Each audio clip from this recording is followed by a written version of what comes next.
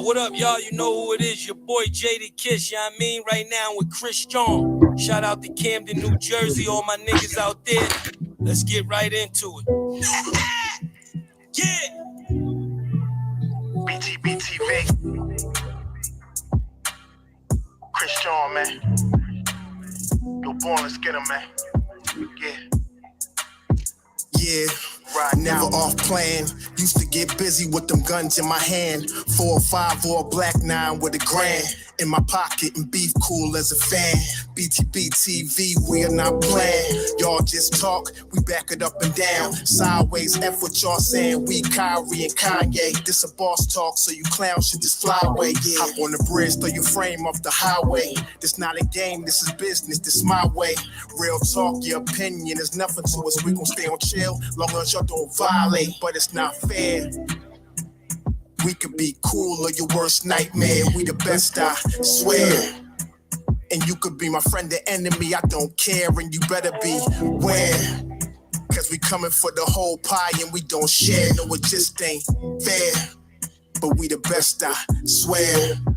We the best, I stay up in the mix. A project politics, my mood kinda sick. Name well known from the hood to the sticks. 100 on the highway, flying so fast, burn the gears when I shift. Some people kick dirt on your name, what shoes you gave them. Broke your back for them and they got the nerve to play you. Kick rap's door off, pushed and shoved my way through. Bum rushed the kitchen, put my floor up on the menu. The jealousy be hitting up in jokes.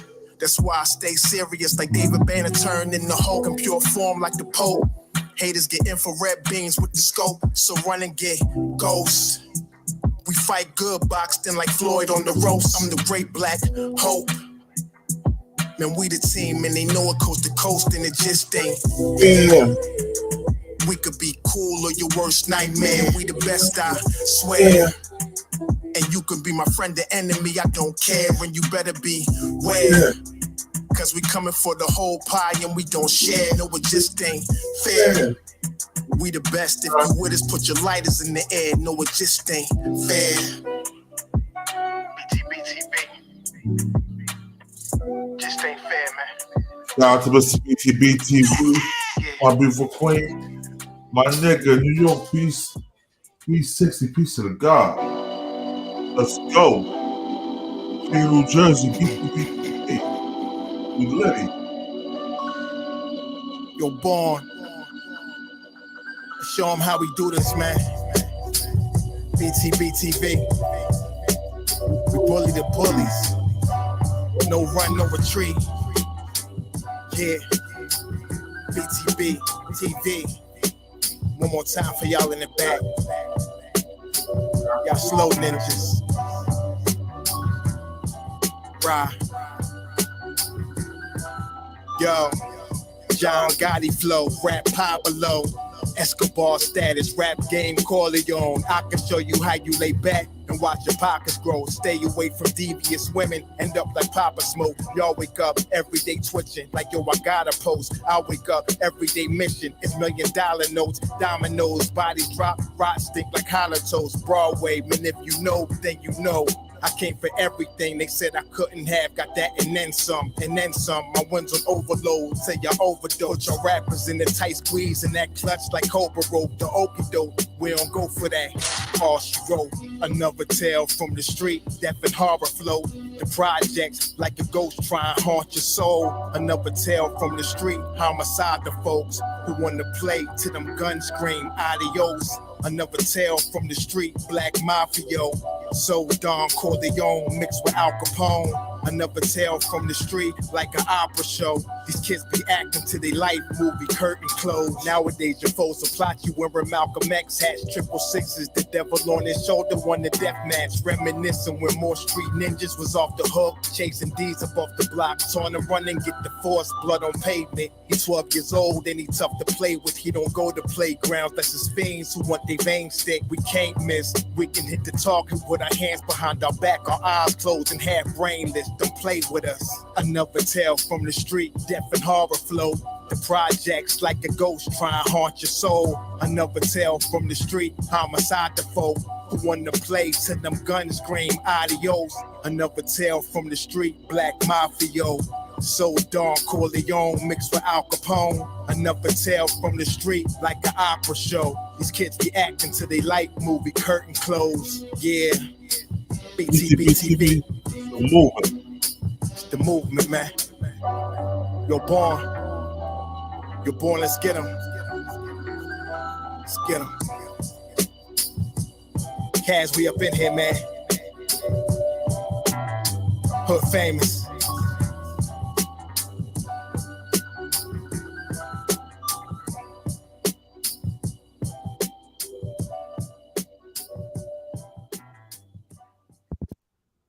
Yeah, I'm in no gang, like ooh. What's all this commotion? Grown men got like females, ooh. Making moves, ain't gon' lose. Mama ain't raised no fool. I'm my own gang, do my own thing. I'm my own man, nah, ain't you. Cuz just hit me on the line, say he up in the city, said Nick come through. He from Philadelphia, they're known as Philadelphia. They the fam, nothing new. I ain't got too much emotion to feeling for those trying to mess up my mood. From a place with a beef on fire, came to the east side. Ain't nothing new. Remember nights when we used to do crime. We dropped dimes on all we knew. If we got caught, we did not rap. We rather lay flat before we ever told. Cause loyalty still mean a lot to me, even though places on earth is a zoo. Think politics and presidents is gonna save them. Man, I thank God I ain't nothing like you. Ooh, we just multiply, we don't die. We done seen war and survive. And we done got bored with the vibe. But gang, all y'all tough, yeah, ride. We ain't trying to run, we outside. If you ain't king, don't pay us no mind. Cause we do not recognize dudes who are faking. We militant, we don't play online. Yeah, I'm in no gang, like ooh. What's all this commotion? Grown men got like females, ooh. Making moves, ain't gon' lose. Mama ain't raised no fool. I'm my own gang, do my own thing. I'm my own man, nah, ain't you. I do not kill them with bars, I get them with truth. But they call me frivolous, ooh. I do not beef on computers, I am no fool. No, I'm nothing like you. Every day I am on guard, but I cannot call who real or who fake in my crew. I just know the back door isn't heavy, so I keep my eyes on everything that I see move. Some call it rude, but I call it militant vibe. We do not smile, refuse to go back and forth on computers, and we are too smart to act like we don't notice. Some notice the flow is like Nas. Jada gave me the cosign, along with what's rhymes. So crack, say come back and see him when album's completed, and I'm gonna make it your time. Yeah, don't mind me, I'm floating on cloud 9. We protect the heavily, mama, don't worry about me dying. God got me, I'm fine, believe. Don't mind me, I'm floating on cloud 9. We protect the heavily, mama, don't worry about me dying. God got me, I'm fine, believe. Yeah, I'm in no gang, like ooh. What's all this commotion? Grown men got like females, ooh. Making moves, ain't gon' lose. Mama ain't raised no fool. I'm my own gang, do my own thing. I'm my own man, nah, ain't you. Yeah, you know that gang, no gang,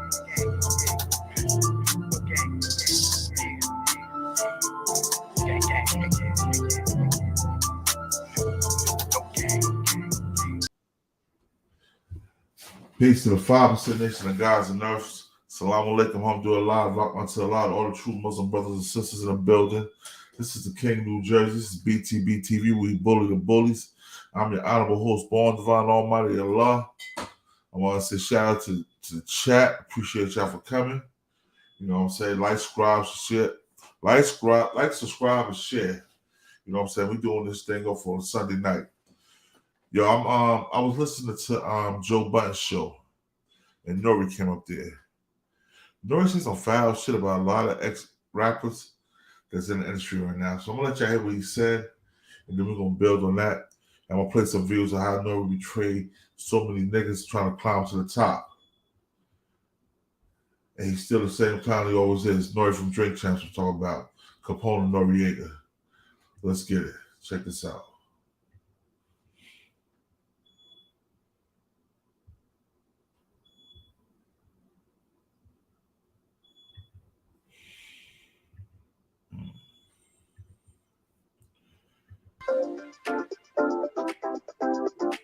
On comedy shows, they selling ass out here, right? They are selling their ass. They talking about yo, some haters. I'm just doing this for fun. No, you're not. No, you're not. It's a lie. They go get a computer. They get 2 cameras. Yeah. And then they come out for 3 weeks. When the 6 episodes don't work, they start to rethink it. And you know what happens? Give up. They come out with another show. And then that's trash. Mm-hmm. And then they start cooking. Nah. Y'all looking horrible out here. I feel sorry for some of y'all. And I'm stopping lending money too. Man, they some straight haters, bro. They on that joint talking about they glad niggas. That's some hater shit. I know they joking, but still, bro. They two of the pettiest dudes alive for that. On the show laughing because other rappers that try podcasts. Well, I want to know. I believe Nore and Joe Budden is talking about Mano. Because Mano did the cooking show. Why would you talk about somebody that's not doing the cooking show? So I believe they talk about Mano. And that's some real foul shit. Nore know he ain't built like Mano is. So why are you talking about it? Emily, peace to the God. Let's go to this nigga Nore real quick. Nore. Well, we go back and listen to something real quick. And then we'll get back to it. Let's listen to this. Podcasting. It didn't quite work. They went from rapping to podcasting. Now they doing cooking. I'm trying to figure out exactly who they talking about because I don't watch the Joe Budden podcast no more. I ain't gonna lie. Ever since 2021, Rory and Mar left, I ain't been watching it consistently how I used to watch. I know a lot of people saying, "Oh, the show got much better since they left," but the times where I try to watch, to me, it's not that same chemistry when it was Rory, Mal, and Joe Budden. And now it looking like they added Queen's Flip and another girl. I don't know what the hell he's doing now, but he's still successful because he's still going. But this nigga is petty, bro. Who the hell exactly are they talking about? Like, say a name. One thing you never want to do is get too cocky when you start trashing everybody because God and life will humble your ass. It would take everything away from your ass. Because Joe Budden, he been through this shit multiple times when he was doing his podcast. He started doing Earth This Struggle. He left Earth This Struggle. He was signed to Spotify. That deal didn't go through. Then his original co-host, they left. And it looked like Joe Budden was going to fall off. But he always found a way to pick himself back up. But still, like, you never know what can happen. Like, he talk about all the other failed rap podcasts.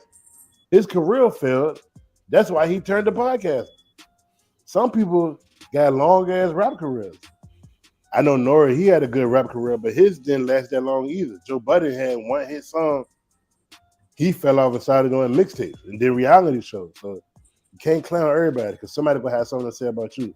What y'all think about this? Boy, B makes like I'm trying.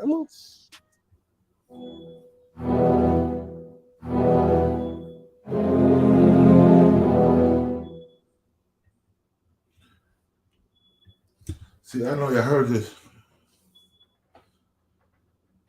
Yeah, yo.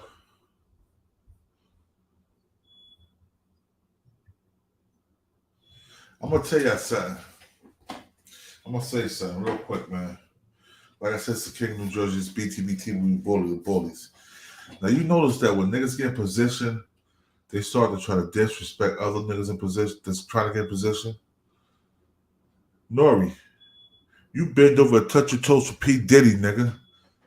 Why you think your podcast is blowing up?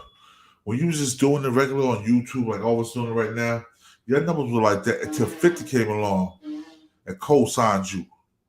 And then what you do right after 50 come along and co-signed you and get you over 1 million subscribers, you start interview Ja Rule, Irv Gotti, Game. Any nigga that had a problem with 50 Cent, you had him on your show, bro. That's not journalism. You getting niggas up there to get drunk and talk stupid, bro. Nore, I don't respect you no more. You can never send peace to the gods. Eat your roast capoli, all that pork, nigga. Because I forgot you ain't black no more. You just Puerto Rican now. You ain't original. You just Puerto Rican now. You're supposed to have knowledge of self. You're supposed to know what originality is, bro. And Joe Buttons, I was just talking to my niggas from JC about you, bro. Yo, bro, I knew you for a long time, bro. You don't put nobody up that you know, bro. All niggas you put up with niggas are dick riders. Bobbing on your knob for apples, nigga. I ain't mad what you did with Maury and Rory and Maul. Because Maul didn't do shit really. I watched Maul. That nigga was the Eminem guy.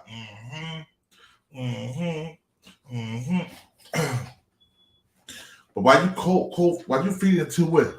Nore said Nore's a chump ass nigga. You showed your own hand, bruh. What about with the nigga Arsenal and the niggas had you scared to come in fucking East Orange, nigga? I mean, in Jersey City. You let your homie get bigger but didn't do nothing. Nigga, you have money, you could have a bag on a nigga head, bruh. But now you gangster, you tough. You that nigga now, right? Yo, Joe Budden, you never been that nigga. I remember score you out of Cinderella because you was scared to go out because niggas was out there thought they were gonna rob you. I remember carrying your ass home when you was all laying up and fucked up on pills and shit, nigga. Chain smoking Newport 100s back to back, nigga. I remember you came to Charlotte and your manager hit my phone and was like, yo, are you busy this week? I need you looking for Joe. I told him the price. He's like, all right, that's good. I'm gonna send you. I'm gonna Western Union the money right now. Nigga, you can't forget where you come from, niggas. You dudes can't forget where y'all come from. Nore, you sitting there, you all big, bold, and bad, think you the shit, nigga. To be honest, Cuban Link always been a better rapper than you, son. Cuban Link always been a better rapper than you, nigga. Let's not front, nigga.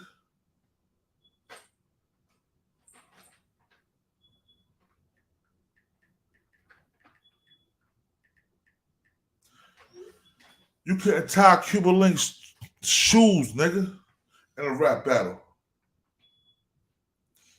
Matter of fact, since you all that tough, since you told all that slick shit, no, hold on, let me call my man Cuban Link real quick.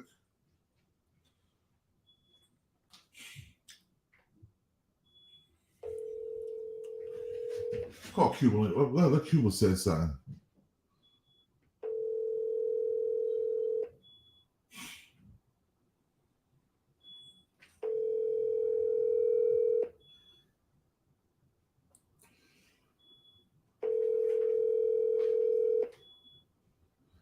Yeah, give me a second.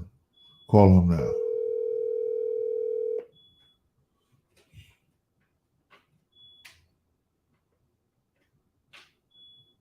Please leave your message for.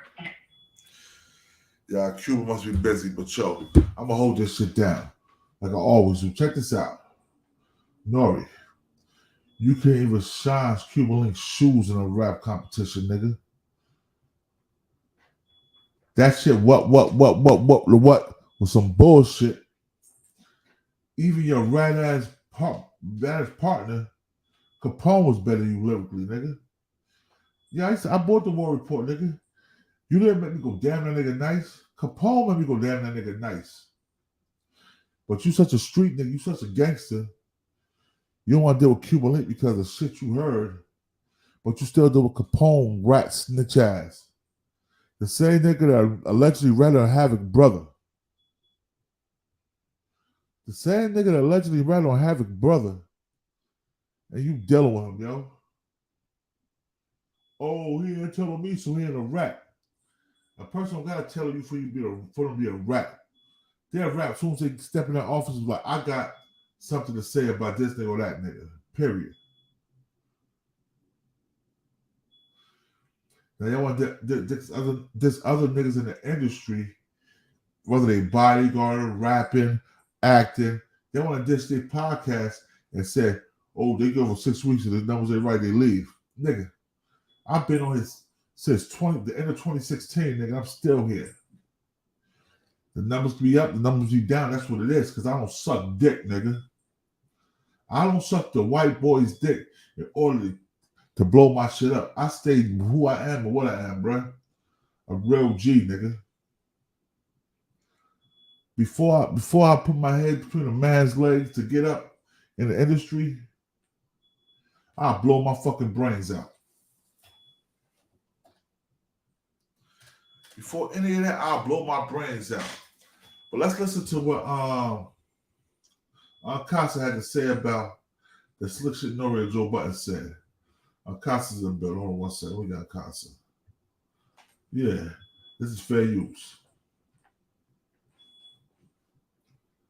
Fair use. Hold up.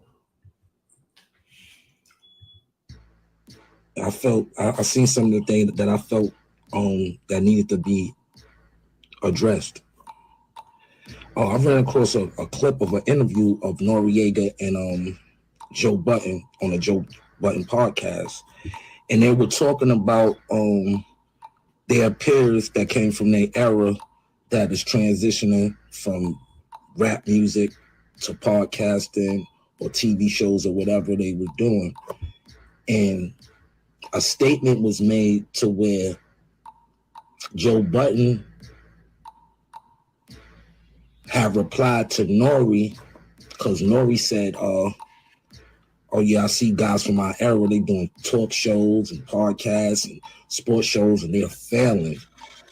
And Joe Budden replied and said, isn't it good to see people fail? And I thought about it.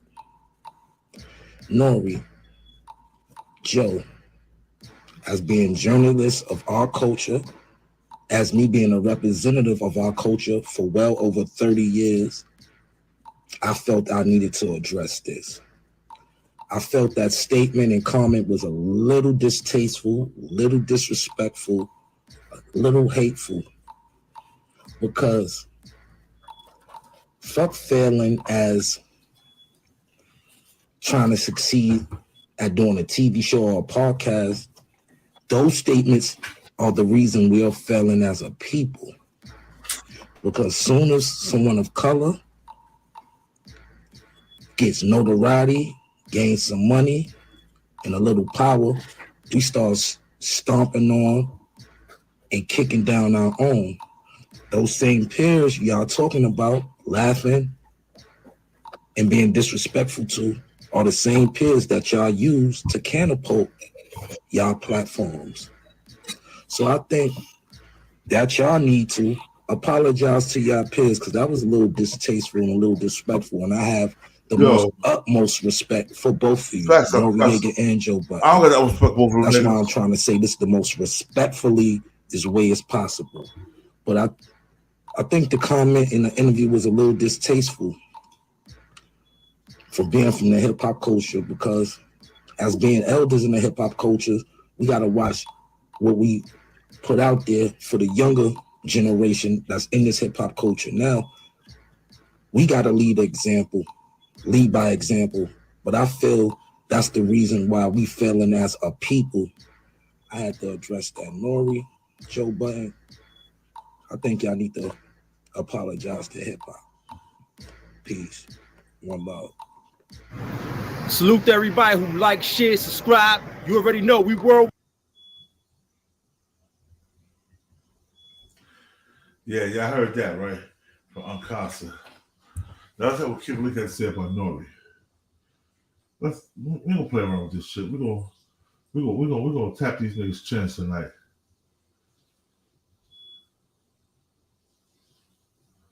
First, what Nore had to say about Cuban Link. Then we're gonna talk about what Cuban Link said about Nore part himself. Stakes are high at work. Your tone matters. Grammarly's advanced tone suggestions can help.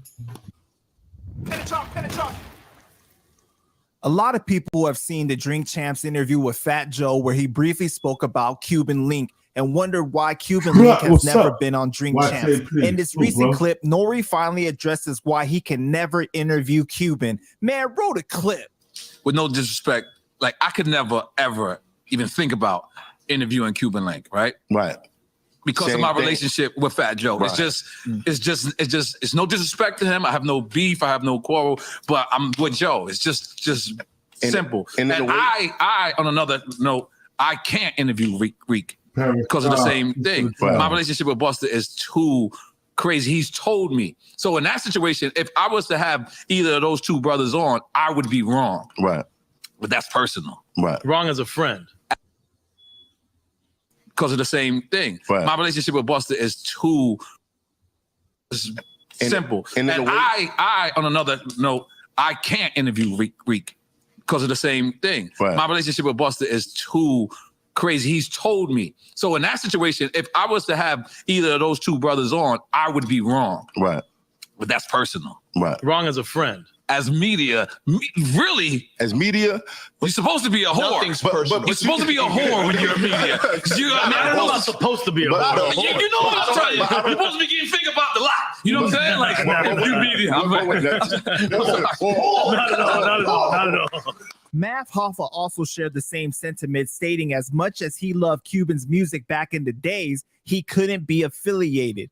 For me, there are certain things that you know, like, okay, you know, my moral standard couldn't allow somebody who presented fake paperwork on someone to come on the platform.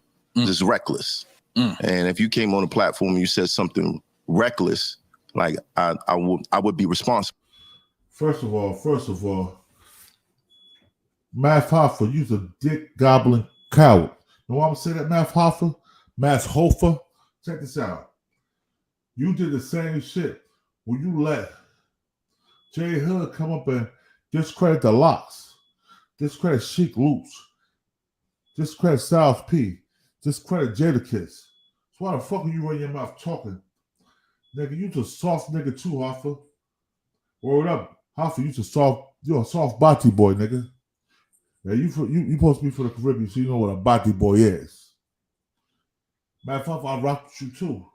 Until I see you do all that snake shit. You and Nore are one and the same. You's a washed up battle rapper that never made it, nigga. And Nore a washed up hip hop artist with 1-2 hits. The hit with CNN, Capone Noriega, and what was shit. Other than that, y'all niggas are nothing in the industry, bro. So all y'all niggas turned to podcasting.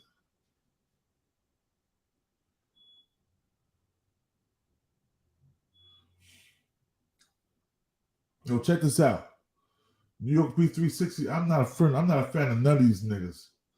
I bust both of these niggas' head to the white meat. All three of these niggas. Nore, Joe Buttons, and Fat Joe rat ass. Y'all said it, nigga. And I'm very touchable if y'all want to see me, bro. Because I be from the south to the west, from Philly to Jersey. I'm everywhere, nigga. I'm like bird shit. I'm everywhere, niggas. I know you chump ass niggas ain't built like that. Hold up. Let me let y'all niggas see my eyes real quick. Oh, shit I say. And don't be calling Benny for no peace treaties either, nigga. I know you bitch ass niggas not built like that. None of you niggas. Math Hoffa, Nore, or Fat Joe. Fat Joe, you've been riding the Afro-American dicks since digging in the crate, nigga. And you still didn't make a platinum album yet, sucker. I don't want to hear about no singles go platinum. I want a platinum album, nigga. 50 was damn near 14 times platinum his first album worldwide.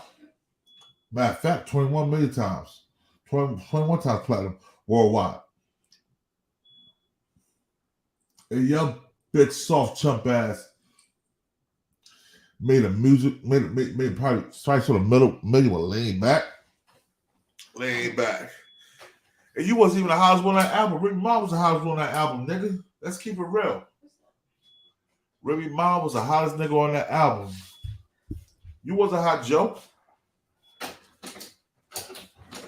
Joe, your lyrical capability is garbage. Math Hoffa. You wonder why you can't win no rap battles because you get punched in the mouth all the time because you try to get disrespectful because niggas eating you up alive in a rap battle. Let's talk about that. Joe Buttons.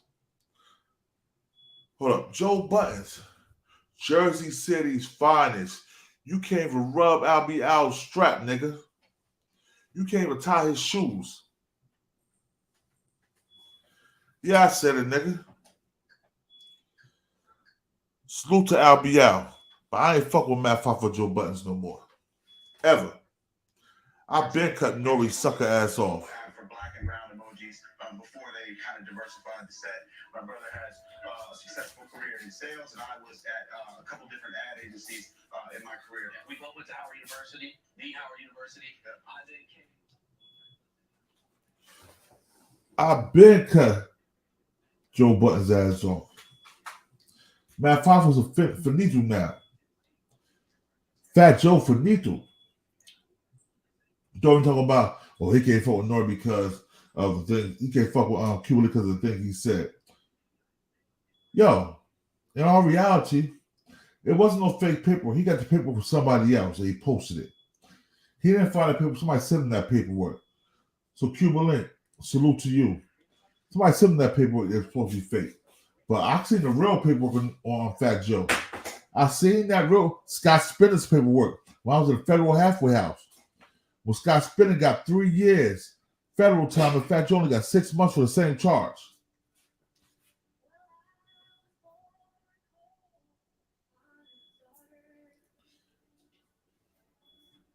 And hold up. And Matt Poffer, I can't see you even touching my nigga Sirius Jones, bruh, in a battle. I can't see you touching my nigga Sirius Jones in a battle. No Jersey nigga. 3FL Peace Queen salute. I can't see you touching my niggas, yo. So like I said, I'm in the hood all the time, niggas. When I pop up in Jersey, I'm in the hood. When I pop up in New York, I'm in the hood. Hang with my boy Cuba de la Bronx, nigga. I'm everywhere. I go wherever I want to go. And I'm not strapped, niggas. So run up on me and see. We ain't gonna have one of them situations with my man that my man had with Troy Ave. Shout out to Tax Stone. But I want to make sure Troy Ave got all them fucking bullets on Tax Stone.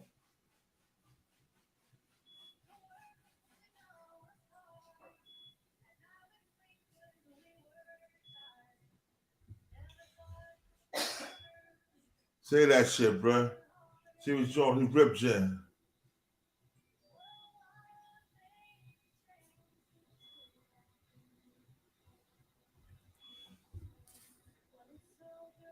Fat Joe didn't get no months. Fat Joe did 3 months. You want to pull it up? What's your name again? Rasul Thomas? Sucking on Fat Joe dick. I'm about to pull it up for you.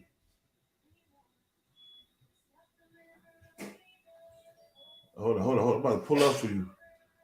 Since you want to dick out with Fat Joe, I'm about to pull it up for you. Real quick, let's go to Google.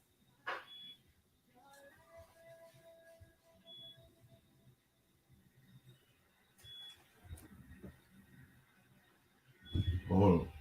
Google.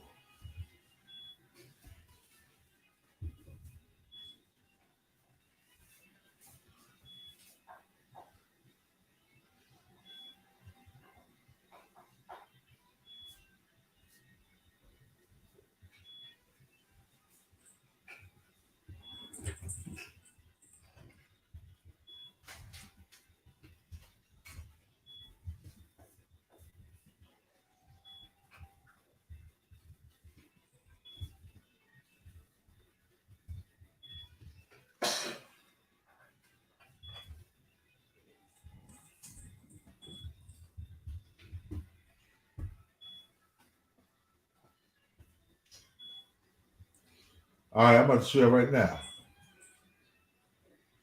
Rasul, what you said? You said I'm capping? I'm gonna show you cap right now. I'm about to read it to you. I said 3 months. I gave that nigga a chance. Hold on, I'm gonna show you what he got right now. Fat Joe was sentenced to 4 months in federal prison yesterday for failure to file income tax returns on more than $3.3 million in earnings, according to Reuters. The rapper was also fined $15,000. Joseph Fat Joe Cargina pleaded guilty in December to 2 counts of felony filed with the IRS. That's what he copped out to after he write it, nigga.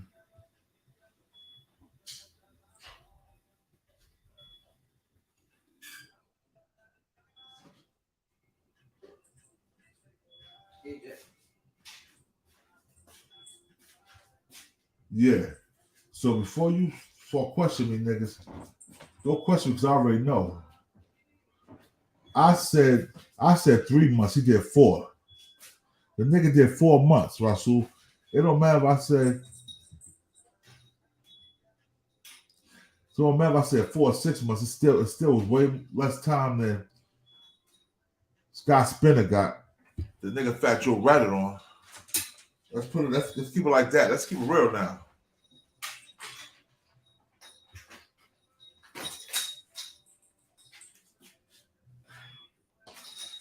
Let's keep it real. I never said 6 months. I said 3 months, but he really got 4. So he still just got. He didn't even get half a year. Scott Spinner.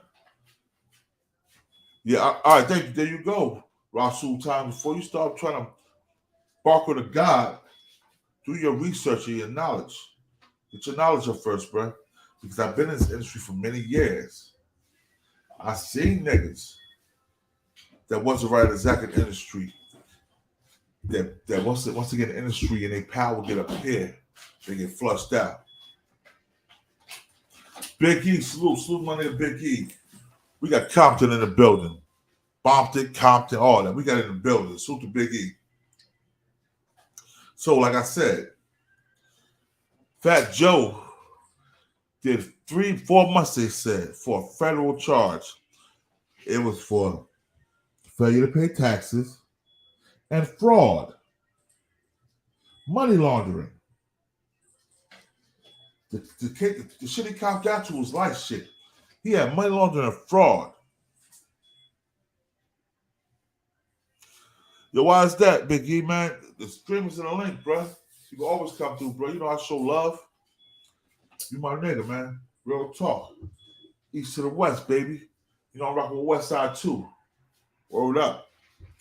I'm rocking with the West Side too. The east to the west, nigga. We rocking. The link is always up there. You want to hit it, hit it. Because tonight we going in. Tired of these niggas came for this whole ass nigga Fat Joe. The nigga lyrical skill wasn't even compared to Diamond D. Diamond D was a producer and DJ. Diamond D was a producer and DJ and had more lyrical capabilities than you. Andre the Giant, AG shitted on you. Big L was nicer than you. Name one nigga in Digger the Crates that you was nicer than, nigga. And I'll give you $100.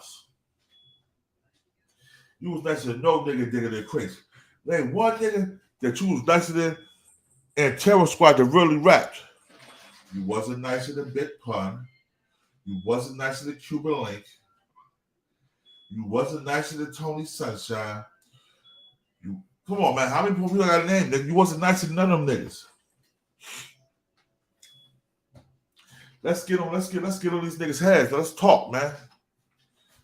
Let's see what Cuban Link had to say about what this fuck ass nigga Nore said.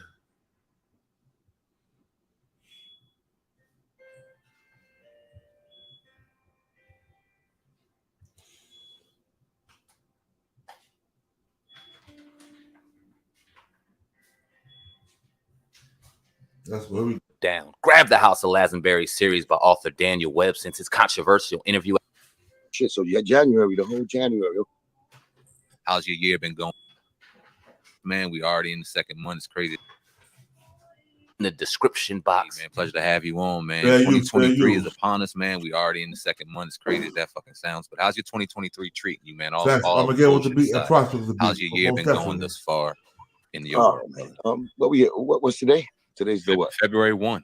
Oh shit! So yeah, January, the whole January. Okay, so basically, yeah, the whole first month was it was beautiful for me. I mean, I'm ready for everything that's coming. I'm ready for. So, you know, what I'm saying, and I've been already programmed to be ahead. You know, what I'm saying, the chess player. As a chess player from back in the days, I had to go back in my archives and really put some more strength in my chess playing games from back, and my strategies from back then. So, you know, our chess player, we gotta think at least 3 or 4 moves ahead. So basically, at the end of the day, you know, it's whether it's hate or the love. You know, I'm always coming with love. So, you know, when the hate comes, though, you also got to be prepared. So, know what I'm saying? We gotta make sure that we define the hate. You know, we can't always just say, he hates because of jealousy, because of this. You have to really define the situation, define the hate. You know what I'm saying? Like the Nore situation that just happened. You know what I'm saying? I don't take that as you know, personally as Nore, you know what I'm saying, has hate for me like that.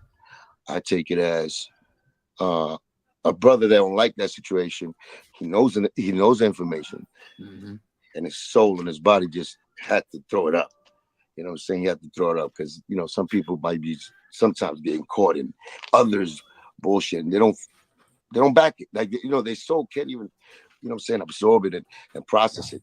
So, and you could go back in the archives with Nore too. He was the one trying to find a peace. You know what I'm saying? Back in the days between the whole terror.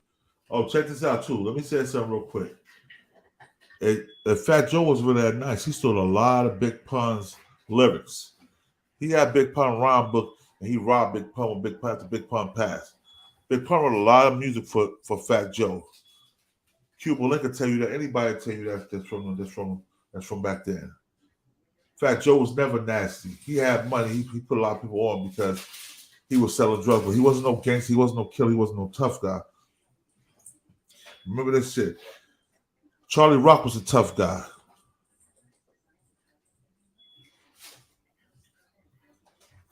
You know what I'm saying? I bring Charlie Rock on. Charlie Rock can tell you what it is.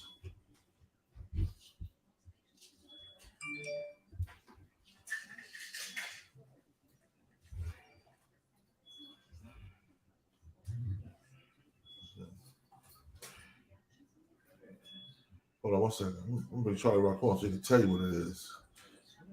I ain't the type of nigga to bite my tongue.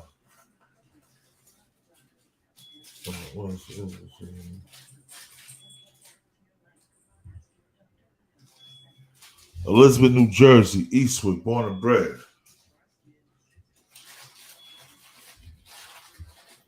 Let's see Charlie Rock this link, see if we come up.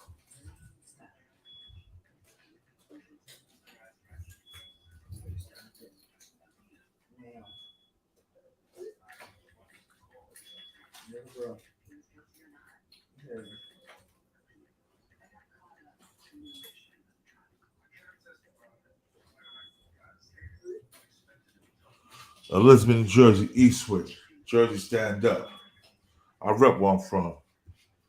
I've been in the industry for over 20 plus years. Bodyguard for a lot of these sucker niggas that was scared to walk around with their chains out.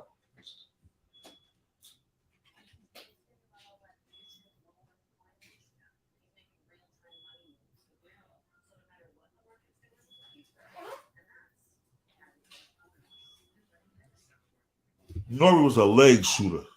The niggas that hang around in left rack, they was the real killers and shooter. Nore wasn't shooting nobody. Prodigy had more heart than Nore. Let's keep it like that. Let's keep it a buck. Rest in peace, Prodigy. Prodigy had more heart than Nore. Nore was scared to go blow to blow with Prodigy. You know, Prodigy was scared to bust them guns.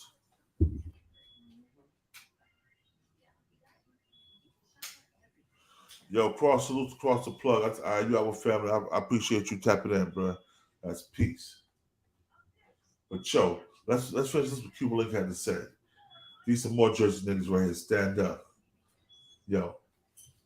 Step to hiphopnews.com, man. That's peace to hiphopnews.com. Jersey in the building. Stand up. Terror Squad thing. We wasn't ready back then. I don't think we ever be ready. You know what I'm saying? Because the way this dude be moving, you already seen it. And I've been informing y'all this, you know, saying not to complain. And I never complain. I always make sure I told y'all it's not about complaining. It's about actual facts and truth that's been going on.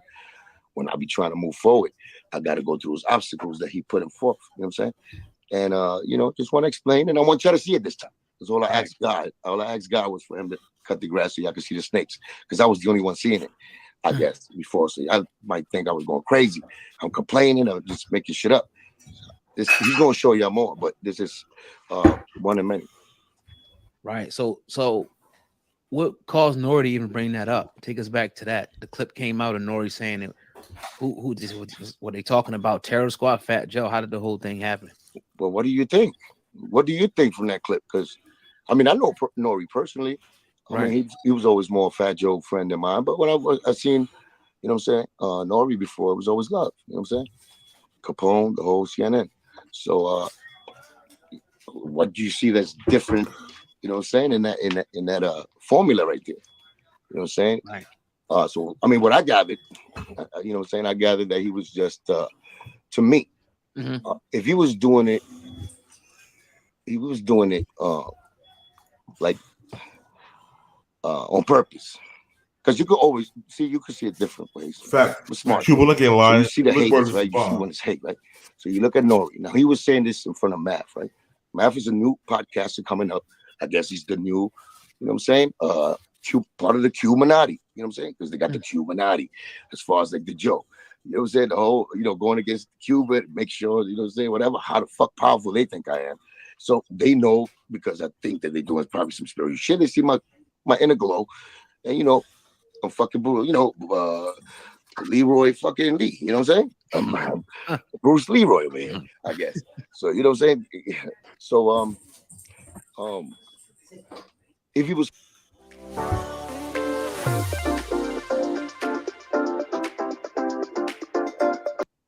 prepping Nore, he was prepping Math, because that's what it is. He just chose the wrong place to prep him. And that's God also putting, you know what I'm saying, making them do the mistakes that they do. Right. You know what I'm saying? Because they're getting too comfortable. Right. You see me? Yeah, we still see you. Okay. So don't worry about that. That's our dude is putting you up on the screen. You good. Okay, though. okay, cool. Right. So if he was prepping Math to come, not to do these things, because I see Math, he had Troy Ave there, and he also had it's my boy what's his name? You know who, right? Jay Hood. Jay Hood, my bad. Okay, yeah, Jay Hood. So those are two controversial, you know what I'm saying? So it was already moving, like maybe Mav's gonna get Cuban. Right. Those two are like introductions to the real big bang bang. You know what I'm saying? To the boogie. When I'll be up there. So before he did that, maybe that was his warning and his way of, you know what I'm saying, putting that the community blueprint up so that Mav could understand us. And I was kind of disappointed that Mav, we don't have a personal relationship like that with Mav. But, it's a brother that was coming up. I follow his battling career. And even when, I hit him on Instagram, he hit me back. And, we kept it cordial and respectful. So for him to be saying things like that, I was already prepped. You know what I'm saying? I was like prepped in his mind. Like, it was like looking for doubts. You know what I'm saying? Where the Math was like, yo, but I can't hate nobody like that. Then they started feeding him like fake info, making them think that, I got this shit on my jacket. And, it's easy to do that when you want to get, when you they throw the carrot. And if they show you that right amount of money, you might not want to read the whole Cuban and bring that, paperwork out. Cuban never, did nothing that stains his jacket to the fact that he disappointed the real nigga shit. Well, real quick, what did Mav Hoffa say? Did he say anything? Yeah. He said, y'all saw the clip, right? I didn't actually see what he said. I just saw what. He said that. He said, yeah, because it'll be wrong. You know, say to put up somebody up there that brought up fake paperwork out. You know what I'm saying? And that'll be responsible. Like I was like, what you talking about, bro? He made it seem like he thinks that I made the paperwork. And that's not the story. Right. Never been the story. You know what I'm saying? Whether that's the narrative, the opposite niggas that, you know what I'm saying, painted.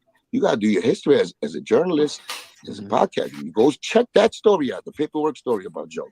That I put myself in between because I posted it. I reposted it from Star, from Buck Wild Star.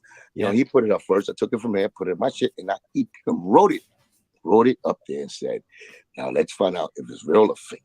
And I wasn't playing no games like I did this, like I'm a psycho nigga, make up a fake paperwork and fucking, put it on my own page and then act like I'm not him. Like I never had that character. I'm straight up.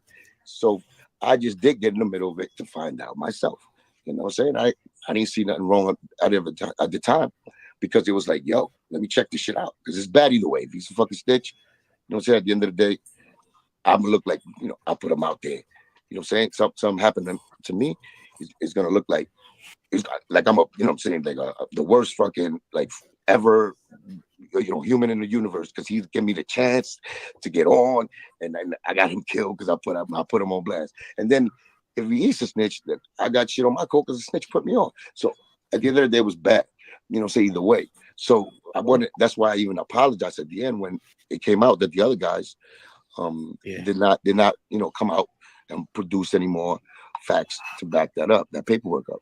So actually, we just did the reporting job for them, and it came out to be, nobody else came out, so we left it like that. You know what I'm saying? My man, shout out to 10 Toes Down. You know what I'm saying? He did his diligence. He went back actually he made that call to the prison, to the guy raised that was locked up. He talked to him on the phone. Y'all could go see that. So it wasn't a paperwork that was fake at all. And it wasn't even something I came with. I didn't make that. That shit 89. I didn't know Joe at 89. You know what I'm saying? I just did what I did. And that's it. You know what I'm saying? But Mav was acting like I'm the one who really put that out. And I made the paperwork up. So he's just looking at the wrong, you know what I'm saying, facts and stuff. So that was disappointing because he should be on his, on his math. You know what I'm saying? He just did that. Yeah, he added the wrong mathematics up. So you got, we know the podcast interviews usually run 45 hours, 2 hours, sometimes 3 hours long, right? Things last a long time. And that clip in particular was targeted and put up. Now, you ain't out here fucking with nobody. You minding your business. You doing your thing. You ain't out here on the internet even doing the wild stuff for them to even put that clip up out of all of it. Do you think that was a direct message to you? Everything that the enemy does is always a part of who he is.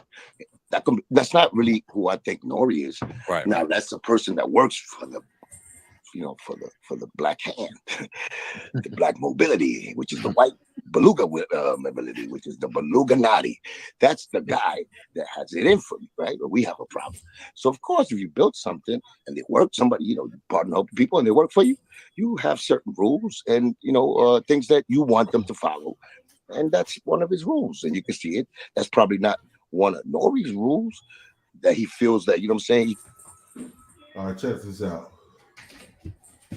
Another reason I lost respect for Nore, it wasn't about just the Cuban Link thing. It was about when he let a grown-ass man call him daddy on his show. When P. Diddy was calling Nore daddy, come on, daddy, you know how we do daddy.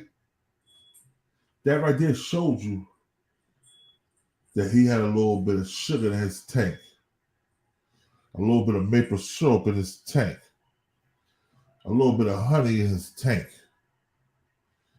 The same nigga that walked around with the iced out Newport chain on his neck.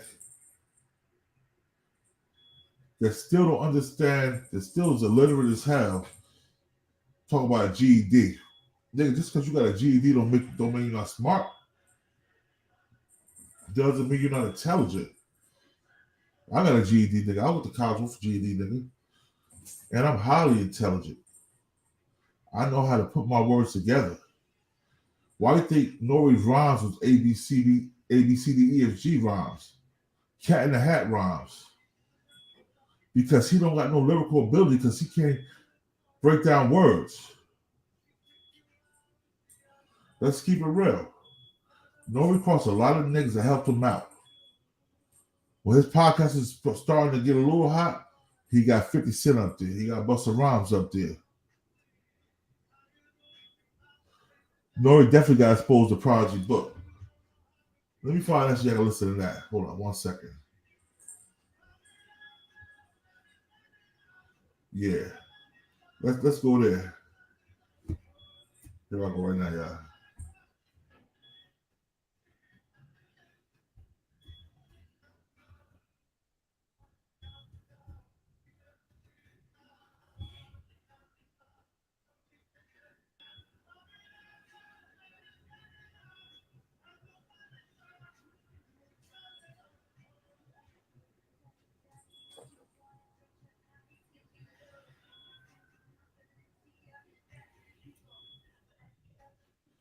I'll pop it right now. Hold on.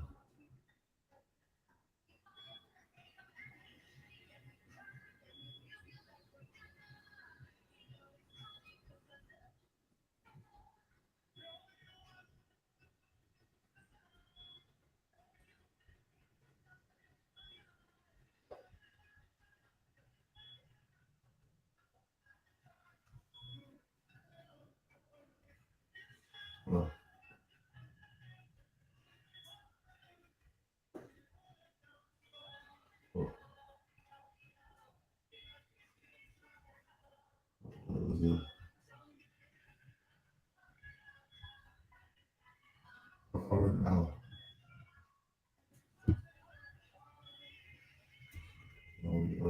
find it right now.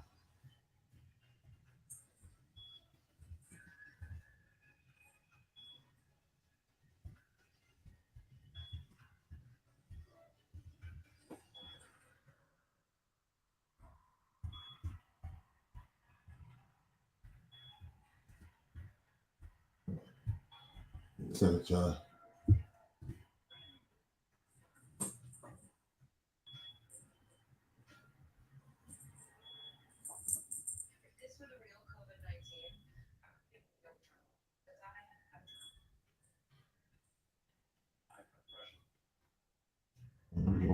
Right here.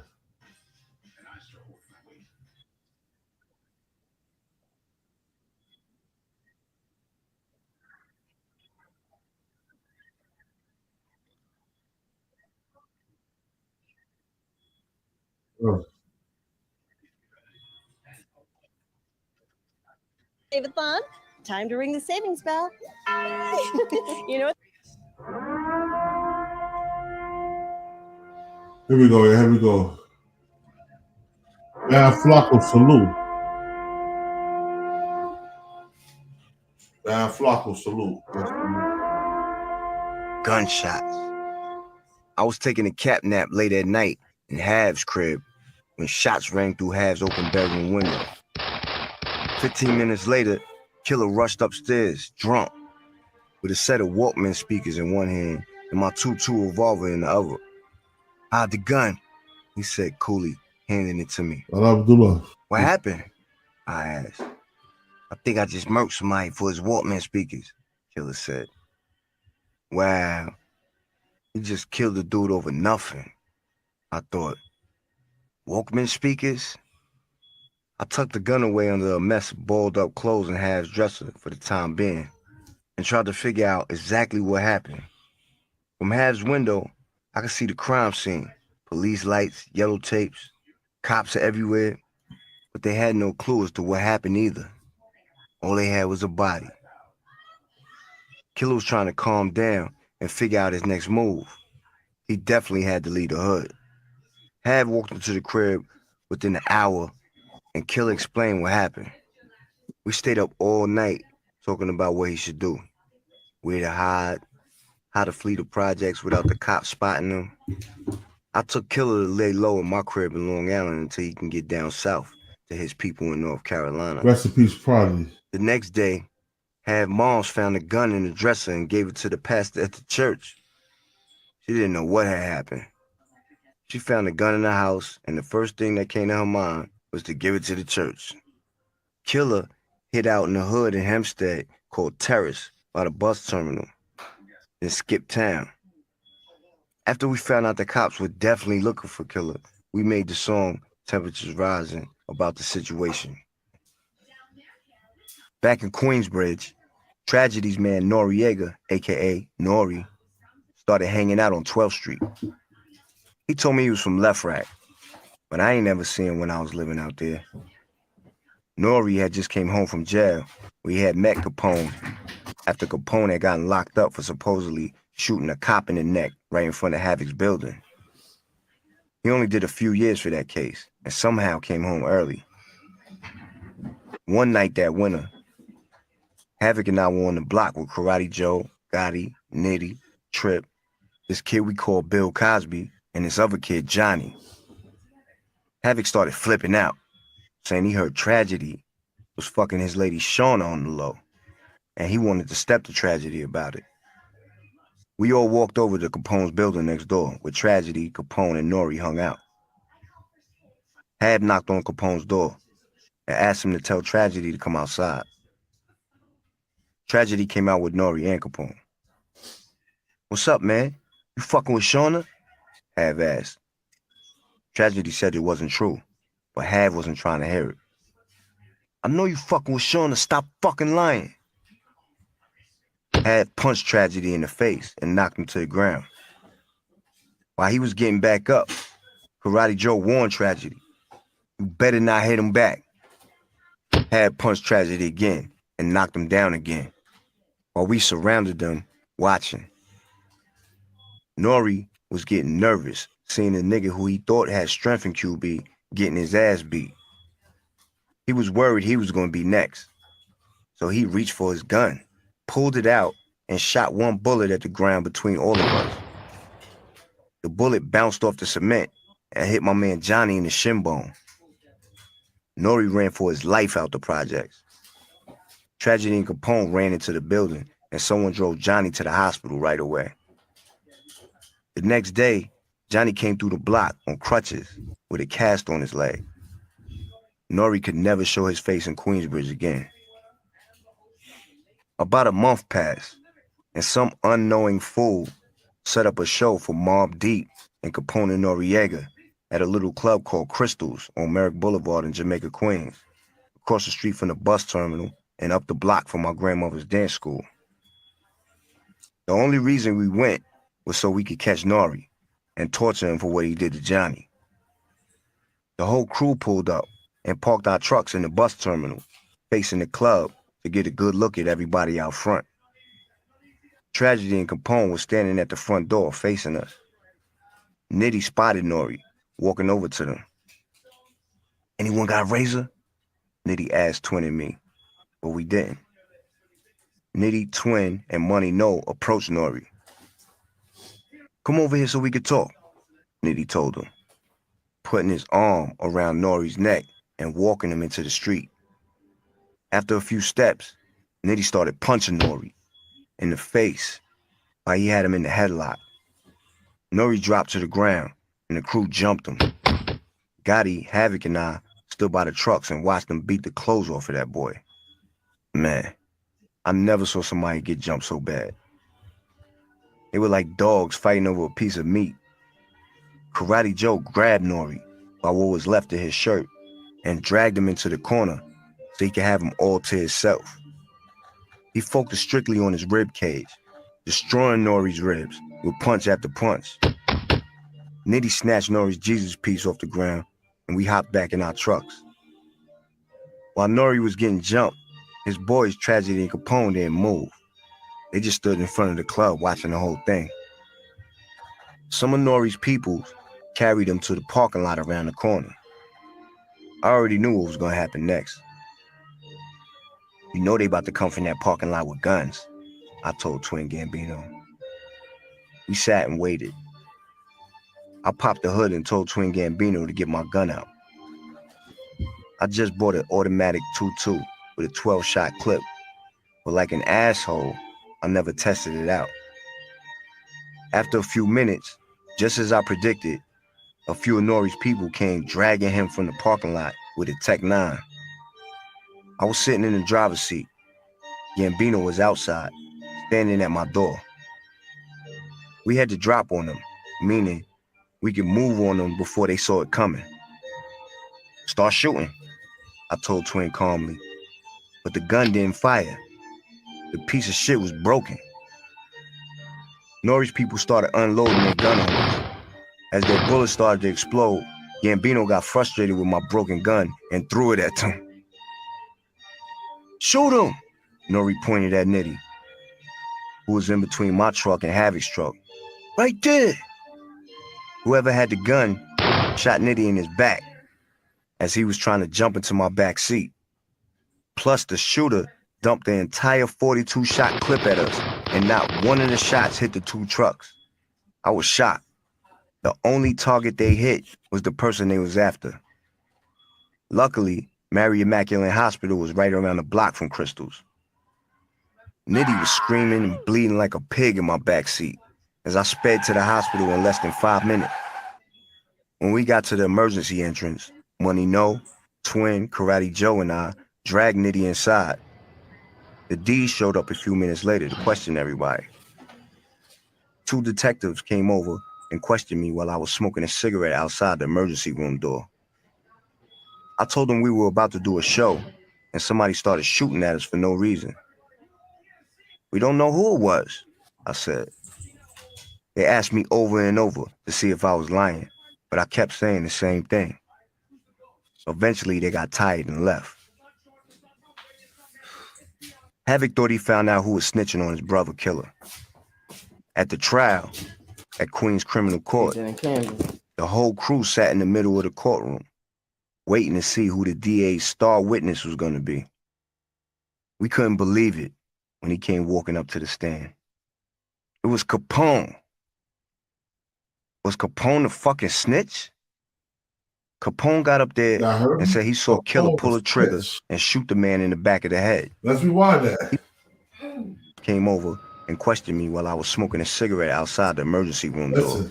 Capone is snitch. I told him we were about to do a show, and somebody started shooting at us for no reason. We don't know who it was, I said. They asked me over and over to see if I was lying, but I kept saying the same thing. Eventually, they got tired and left. Havoc thought he found out who was snitching on his brother Killer. At the trial, at Queens Criminal Court, the whole crew sat in the middle of the courtroom, waiting to see who the DA's star witness was going to be. We couldn't believe it when he came walking up to the stand. It was Capone. Was Capone the fucking snitch? Capone got up there and said he saw Killer pull a trigger and shoot the man in the back of the head. He pointed at Killer. I saw him do it, he said. He shot the man. He was on the stand, snitching like it was cool. Later, I heard he was trying to lower a sentence for a case he had caught for a direct sale to an undercover. Oh, he always been years ago. The false testimony Capone gave wound up backfiring. The autopsy report said that the man was shot in the front of the head, not the back. Killer beat the case. After that, Capone tried telling everybody that he did it on purpose to help Killer beat the case. What? I don't know for sure.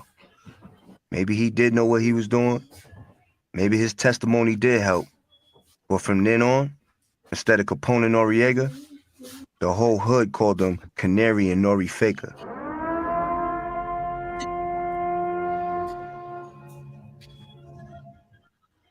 All right, y'all. You heard from Project. Now let's hear it from Ty Nitty himself. Part himself and get to the business.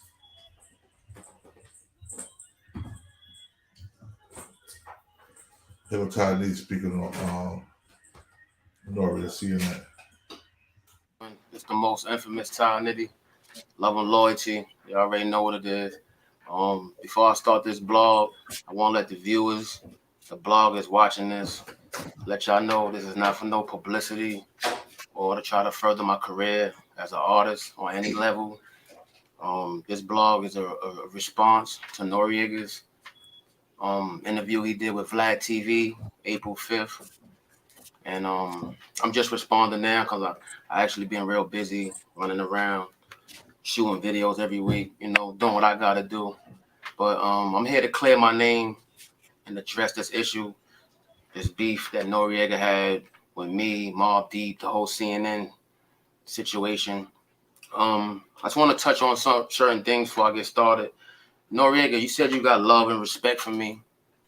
Yeah, you know, Biggie. Wow, Biggie. You disrespecting me. You know, one minute you saying you're not glorifying the situation. Then on the flip side of that, you a shooter. You got songs, Nore shot somebody, this and that. You know who you shot. You know what you did. You never shot me, homie. Never. You know? And you talking about it makes me look bad, makes Queensbridge look bad. It don't make me look bad. Because people get shot, get murdered every day. In my hood, where I'm from, Queensbridge, my brother got shot 9 times. Like 50 Cent. But my brother didn't make it. You know, he bled to death on my arms. My cousin Kiko, he got murdered, you know? So I come from that background where real things happen and, you know, real street things take place. But why you glorifying that? You know, we got these kids that's coming up, looking at the TV, looking at the internet, things of that nature. But what I'm going to do, we're going to go into the whole incident, what took place. There was a club in Jamaica, Queens called Crystals on Merrick Boulevard. And we both was booked for a show there, you know. And what happened was I seen Noriega and I handled my business, point blank. I called him. I said, yo, Noriega, come here, Nori. And I grabbed him by his hoodie and I punched him once and I punched him twice. I knocked him to the floor. He was bleeding out. So how did he shoot Ty Nitty? That never happened. You understand me? When I was walking away, that's when shots went off. Gunfire went off. And I got hit in my leg. The reason Prodigy put it in his book is because it was an incident that took place, but he was never around when the altercation happened.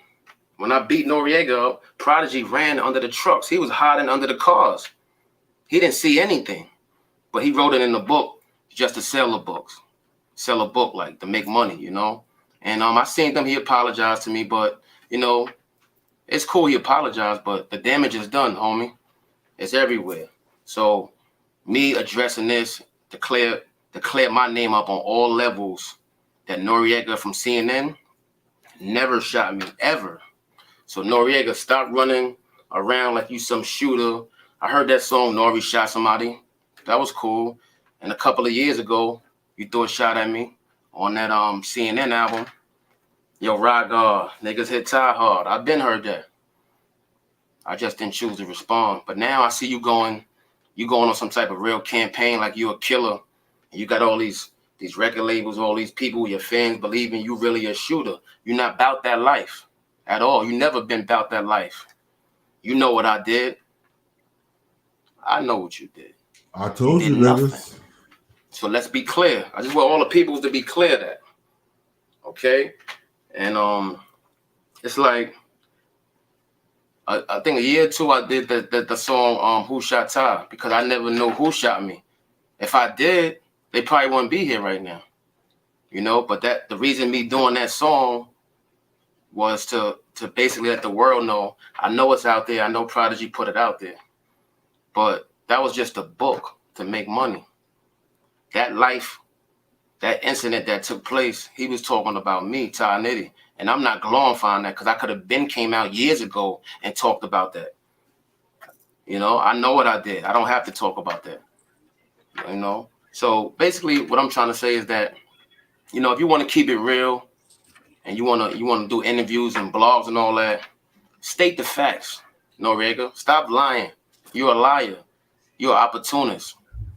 And when Prodigy wrote the book, you ran with it. That's cool, but you're not stating the facts. When people say my name or the incident that took place, tell them everything that happened. You never shot me. Nitty knocked me out, and I was on the floor bleeding. He jumped on me, and he left me there. And I pursued it to go to the hospital. When I got shot, it was 100 police at the hospital. Like, Ty Nitty, who shot you? I don't know who shot me. I don't know who did it. Just patch me up. I handle my business. That's how street people give. Recordings just got better.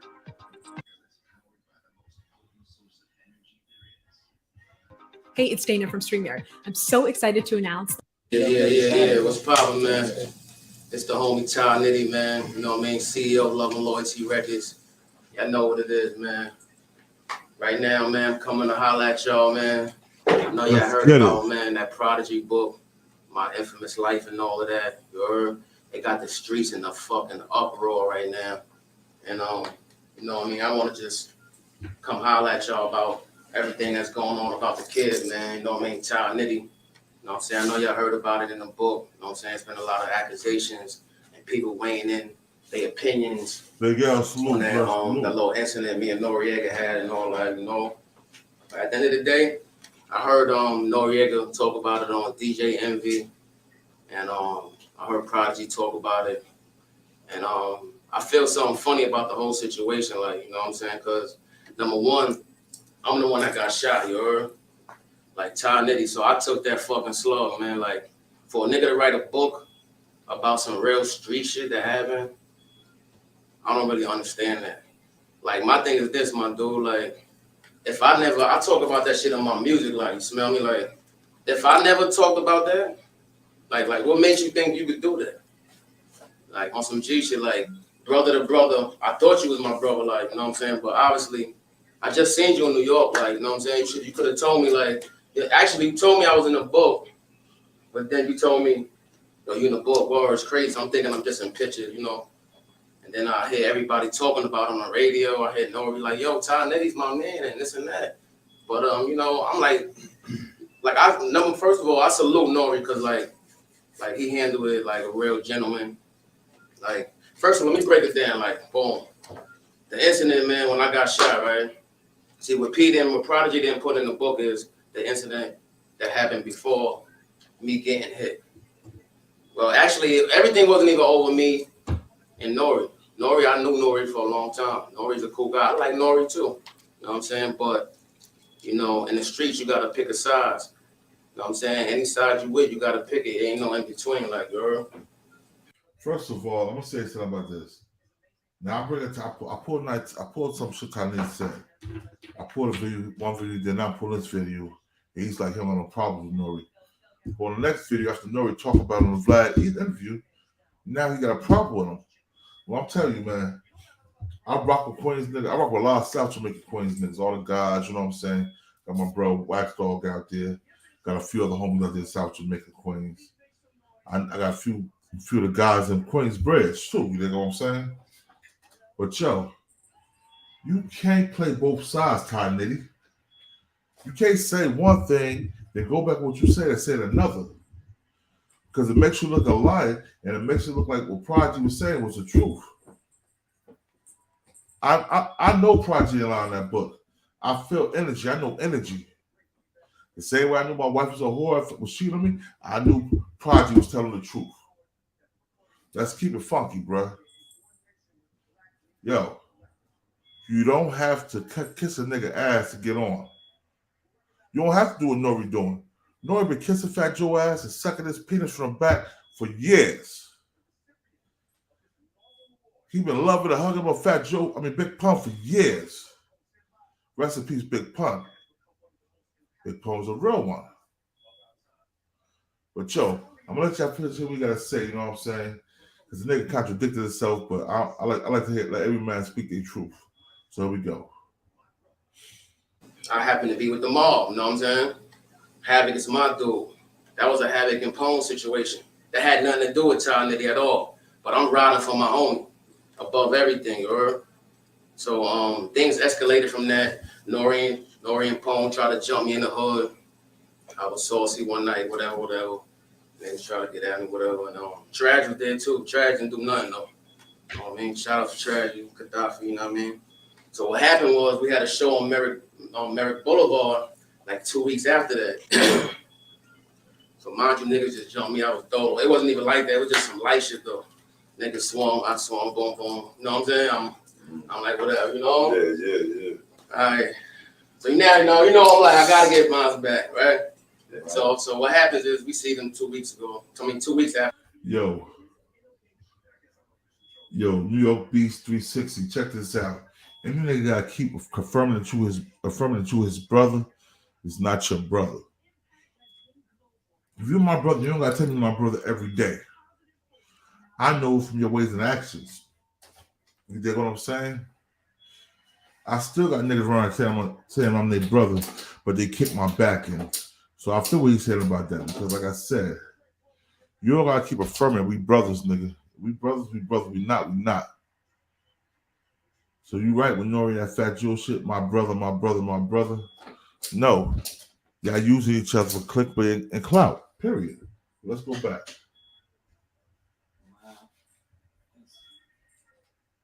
After that bomb on Merrick Boulevard, and that was the first time I seen something. So like, you know, the trucks pull up, you know what I'm saying? Just like he said in the book, the trucks pull up, Nitty jump out, Twin jump out. Yeah, you know, same shit that we normally do. 41st side niggas, you know, G shit jump out anywhere, chains on, real shit though. Like, you know, so we jump out. I see son, myself. I asked somebody, do they got a bang on them? Nah. All right, boom. Let me go handle mine. Like, you know what I mean? Me by myself first. Ty Nitty, not everybody. Yo, son, let me highlight you. Boom, boom. Me and son, you know what I mean? We got into our little thing. Then the homies came over there, and then they jumped some. You know what I'm saying? Niggas did that on their own, showing that love and loyalty for me. Like I do for my brothers, you heard? Double L above everything. Double L murder gang, nigga. But my thing is this. When I got hit, right? Because after niggas jumped Nore, I was the last one still wailing. I was really amped up. You know what I'm saying? That the whole thing wasn't even for me. So I'm like, fuck it. I'm riding. Fuck it. Let's go all the way in. My thing to you is this, Prodigy. This is a real situation, my nigga. Me and Nore really had something in the street for real. Everybody know that wasn't even me and Son shit, though. For you to go on the radio, son, on DJ Funk Master Flex, my nigga, and say you and Nore spoke, and y'all put y'all shit aside, y'all differences and all that. So where do I stand at right now, my G? You let me know that. Where do I stand at right now? That's all I want to know. I still got that slug in me. You know that, right? See that part right there? That's why I got hit right there, you know? And in the book, you said it was a Tech 9. See how some be wild? He said it was a Tech 9. You lying?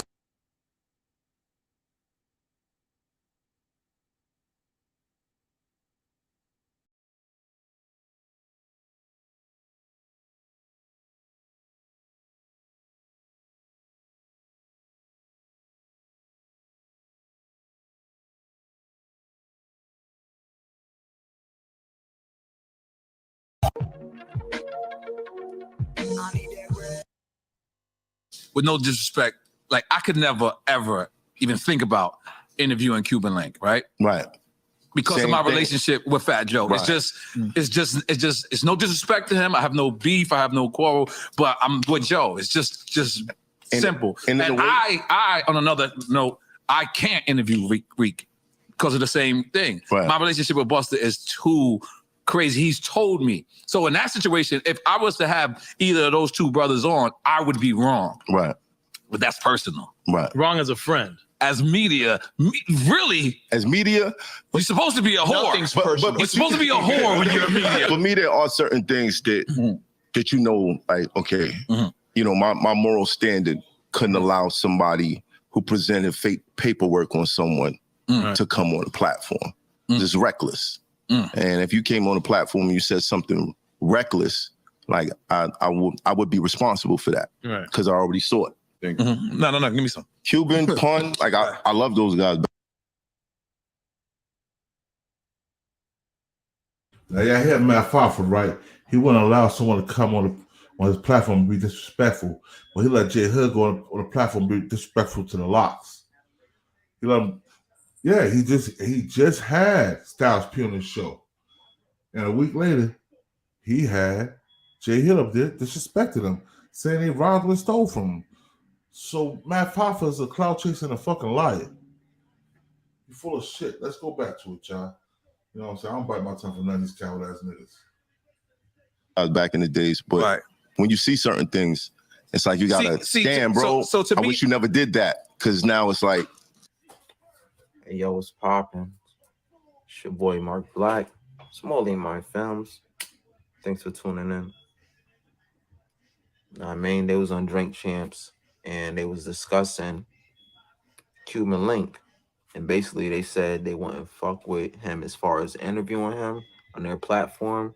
And the reason being is because they're cool. Well, Nore said because his relationship with Fat Joe. I'm saying, obviously, we know their relationship. Yes. But then again, he always had a relationship with Big Pun. And I know Cuban Link was around during those times. But then again, that was years ago. I think I was still in high school when Pun died. So that was years ago. Fast forward to now. I mean, they might not be as tight as they was if they were even tight, you know what I'm saying? And then obviously Nore and Fat Joe, they've been in the industry for a minute, just building and, you know, Latinas and Latin people up in the industry, you know what I'm saying, is building together, coming up. I mean, yeah, you fuck with the blacks, but I mean, we got our own little bond, PD Crack, I mean, you get the whole little connections and shit. So anyway, long story short, Matt Hoffa basically said the same thing, but he said his reason is because Cuban Link put fake paperwork out on Fat Joe. I mean, he did put it out real quick when niggas was having like little paperwork parties and shit, Clubhouse and all that shit. He tried to put it out. Let me get back to you. First of all, Petey Crack is half black and half Puerto Rican. He said it. His daddy is black. So don't put him in the same category as a Fat Joe. We said, oh, the Latin rappers sit together. No, Petey Crack called himself black. Now, I don't know where you from, son, I'm listening to you talk. I'm feeling like you talk, but you sound like an asshole right now. Because all them niggas that was Puerto Rico I grew up with, they didn't consider themselves Spanish or Latino. They consider themselves black. Now let's get back. First, what you say, you light skin pussy. Yeah, I said. And I mean, he basically said it was fake after the fact. I'm gonna be honest, but niggas had already like figured kind of that it was fake. I'm saying, but I guess some niggas gave it to him. But the whole point is like before fact checking it and making sure it's fake or real. I'm saying like you supposed to do that before you bring it to the light on social media and really blame somebody. You know what I'm saying? So that's what it really is. Like you doing too much. You was too anxious to like make a motherfucker look bad when in reality you made yourself look bad kind of because the shit was fake. You know what I'm saying? So you was reaching, as they say in battle rap. But long story short, so my question is to y'all still, do y'all feel like these guys are wrong or can they do whatever they want because it's their platform?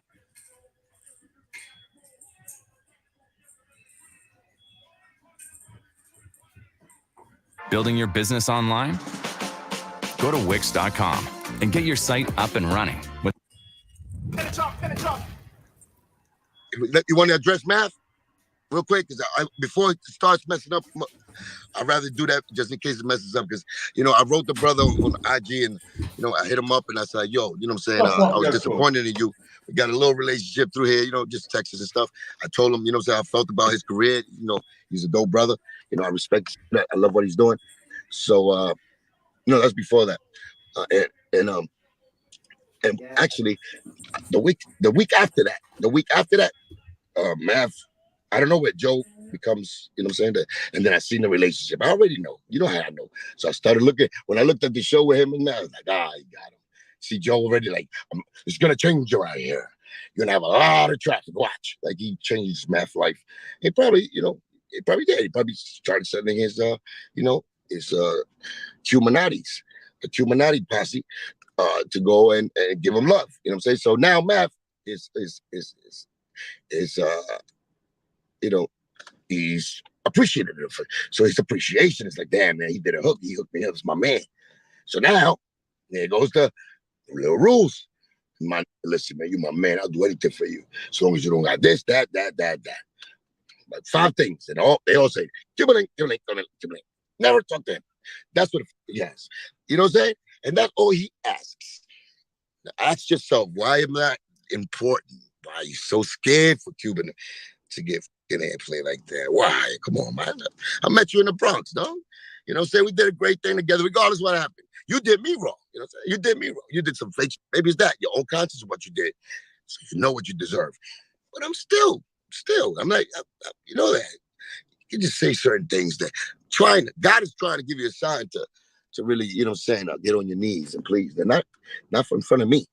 You know what I'm saying? Maybe you got the courage to face what you need to say, apologize, what you need to do, put that motherfucking respect back on my name. All that lies, you know what I'm saying? So that's what it is. But you don't want to be known as a liar. You hear him, who would tell the truth? The more he said that, the more lies he said. That's not me. That's it. And that's what happens. But math, did you add up and did the math? And that's what happened. I got really mad at math a little bit, disrespected, because that's another lie that's been, when Nore started saying all of that, you see how he brought math to be like, yeah, I can't bring nobody that does fake paperwork. You understand rumors that he probably didn't even go all the way in and did his homework, but he heard it because it was out there, whatever, and he wanted to look for something. You know what I'm saying? Why are you trying to look for something? Are you a journalist? You trying to do podcasts, interview people? You go find that out. You go find that out if I really did it before you talk it. You understand? And that's the problem. And then I gave him love before that, between him and China. New York Peace. And I'm not saying he had to give me that. It's real is real. If I would have brought them papers out or something like that, he should have been. He could have a say-so to be like that. But it's not true. It's not true. You know what I'm saying? And that's what the problem is. Rumors like that. has hurt me, because those people, when they get to that level, they start believing. They want to believe it because they push the other narrative, and they start looking, nitpicking, because they want to make dough with Joe. They want to be in business. Joe's part of everything, like a little beluga octopus. You know what I'm saying? But he got his hands and everything. So I understand he's a hustler. My enemy is the worst beluga, water serpent ever, and that's cool. You know what I'm saying? Got clash with the Titans. So you had reached out to Math previously, and you guys kind of talked a little bit back and forth. This was prior to Fat Joe going on his platform? Yeah, about a week. It's just coincidence that I even wrote Math right after Joe did that show, but I had to erase it. If you go to I erased it. I wrote that 8 paragraphs like this. Yo, it's gonna tell you things about me. I try to warn him, and I erased it. If you go, I erased because I didn't want to be. He probably would have got. He was probably in the whirlwind already. It would have been like I was gonna put him in the spot. Like I let people do their own thing. So I erased it, and then but he never got back to me.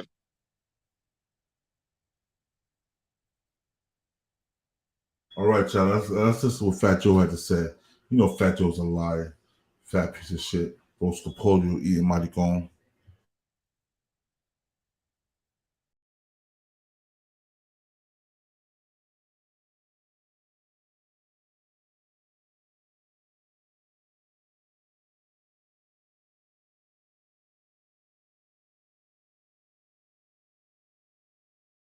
Running a special kind of electricity, the kind that pushes you forward, marking the difference between an electric car and a truly electrifying one. And this is just the beginning.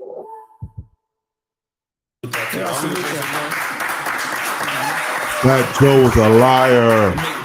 It got real. Real. I'm just trying. We covered every. I'm trying.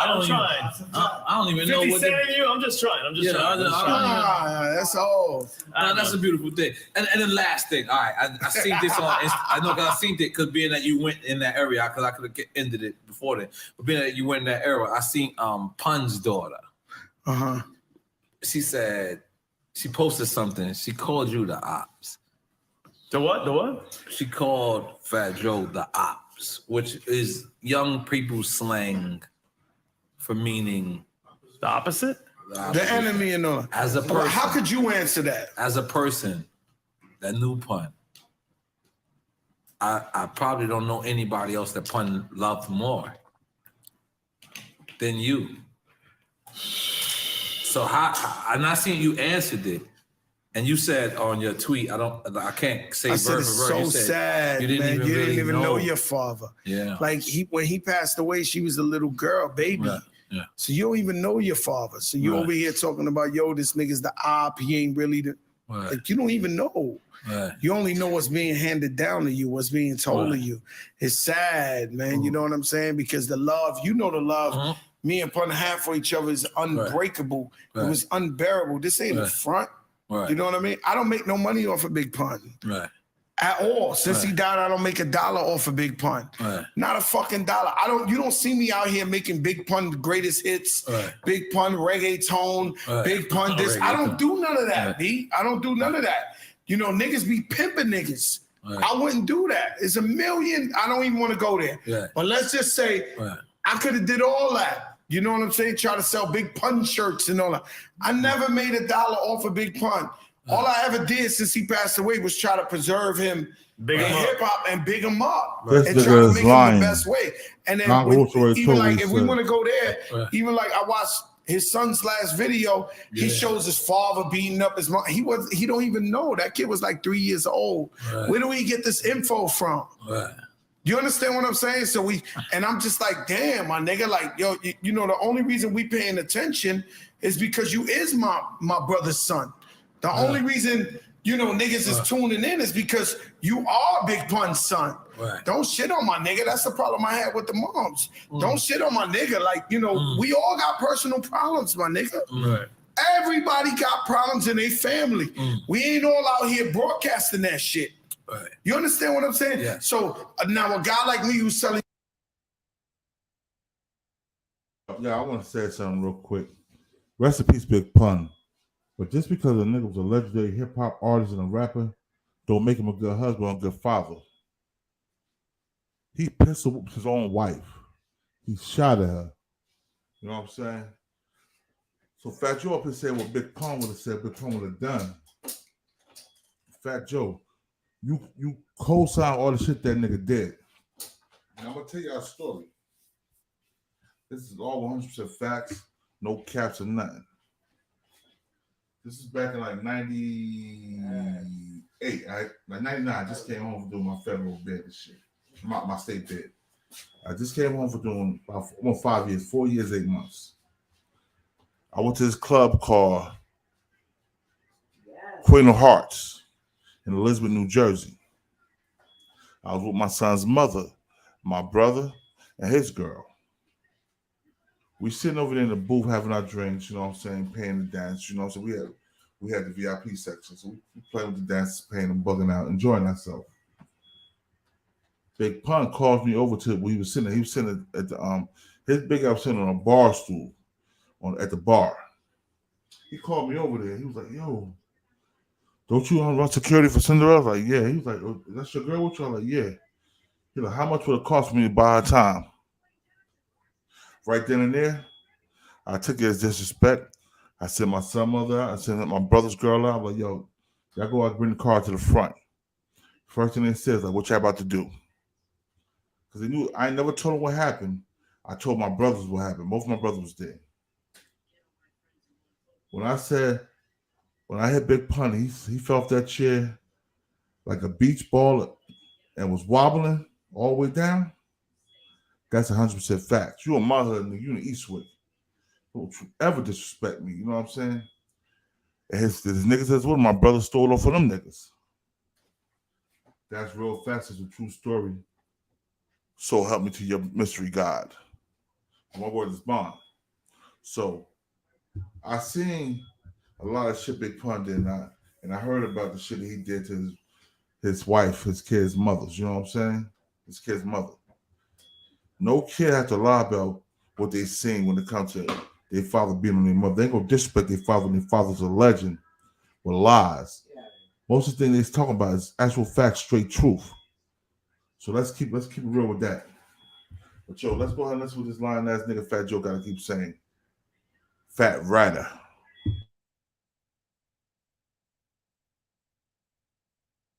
Telling you, yo, let's not ever disrespect Big Pun's legacy. Say, I'm the ops. Do I sound like the ops? Right. You know what I'm saying? I don't get it. Right. You know what I'm saying? So the shit, I vowed to never let niggas get me mad again on some Big Pun's, because it really used to bother me. Right. It really used to fuck me up because I really love this nigga. I went through depression when this nigga died. You understand what I'm saying? So for niggas talking, they don't even know, B. Like me and this nigga would have jumped off the roof together. Right. The roof. This nigga went through depression because Big Pun died and he couldn't get no more money off this nigga. That's why he went to depression. He went to depression because Big Pun dropped 2 albums in his lifetime and sold more than all Fat Joe albums did in his whole career. Let's keep it real. That's why he went to depression. He went to depression because he was losing money. Let's keep it funky. Let's get back to this nigga now. The roof, we'd have killed the whole club together. 200 niggas on CNN, me and him. That. 200 niggas, we'd have killed everybody and been on CNN. So I don't know what these people are talking about. They don't even know what they talking about. Right. They getting like 30th down-hand information. Right. They don't got real information. Right. You understand what I'm saying? So I'm just like, all I can say is, by the way, this is my brother's daughter. You know what I mean? Right. I'm not going to really disrespect her. Right. I seen that. It bothered me. I said, yo, it's sad. Right. You really was too young to really even know your father like that. So I don't know what to tell you, how you could be saying credible shit like that. You know what I'm saying? So it's fucked up. It's fucked up. And as a person, and I'm like, because I can't really, but as a person looking at from the outside in, but that was in. I never seen Pun show you anything other than the most respect, the utmost love, and the utmost. He was happy that you put him on. Like he was. I don't get it. And I say it all the time. I'm like, not only was he happy, like But me and Pun was knuckleheads. Like, we used to avoid Joe, like, because we were doing dumb shit. Like, me and Pun would be doing, like, we were younger, so we would like hiding shit from Joe. And what I'm saying is, you don't hide something from somebody you don't respect. Like a father figure. You know what I'm saying? Like, you don't like you. That means that was that much respect that both of us had for you. Like we wouldn't get high in front of you because I remember. You know, I was. You know, when I started. Now, yeah, we're about to hear what Big Pun's daughter has to say. Let's cut to the bullshit. We heard the mother and the son talk. Let's hear the daughter talk. Star Rios. Superstar Rios.